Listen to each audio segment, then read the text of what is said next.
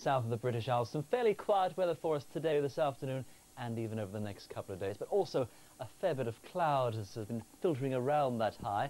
Quite a breeze through the afternoon as well as an area of low pressure moves to our north, and the squeeze of the two, the low to the north, the high pressure to the south, gives us some fairly swift old winds, severe gales in fact for the northern parts of the British Isles as you go into the later parts of the day, and a weather front sinking south. That cleans out some of the cloud across parts of Scotland. Still a few showers, quite windy here.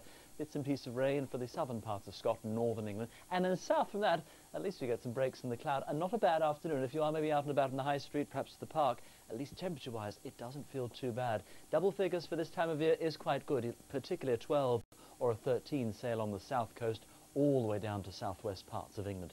Still some cloud here. It's all this fairly moist air that is easing in from the Atlantic to parts of Wales, the coastal parts of Wales. You might see a little bit of drizzle here and there with the fairly moist flow, and temperatures also quite mild. Notice the specks of blue. This is our weather front sinking south, which brightens the skies across parts of Northern Ireland as you go further into the afternoon. But the weather front never really sinks too far south. It more or less sits here, and then notice the area of cloud. That starts to work back north, as the weather front does as well. So with the blanket of cloud, just like a big thick one on your bed at night, temperatures don't drop away too much. 5 to 7 to, well, almost double figures to southern areas as we start off Monday. Could be a busy week for you, maybe out and about, and at least it's a quiet week weather-wise. Good news for travelling.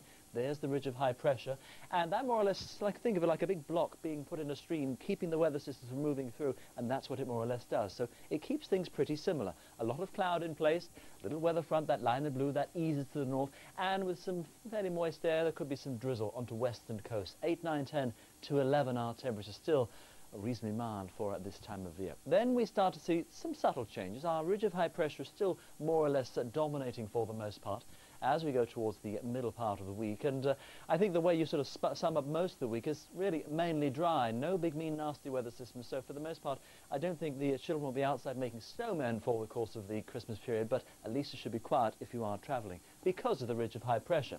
Notice the weather system trying to come in from the west, but more or less with the ridge of high pressure close by.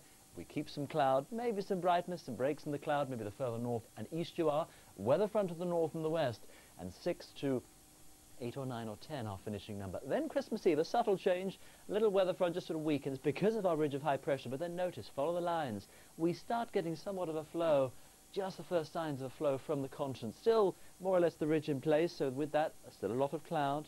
Some breaks in that cloud to northeastern parts of Britain, more cloud on those western coasts, 7 to 10 or 11, and then Christmas Day. It's a fine, dry day, good day for travelling, maybe up to Grandma's house or something. But with the flow coming from the continent, some cold air on the continent, we start to see the effects of that.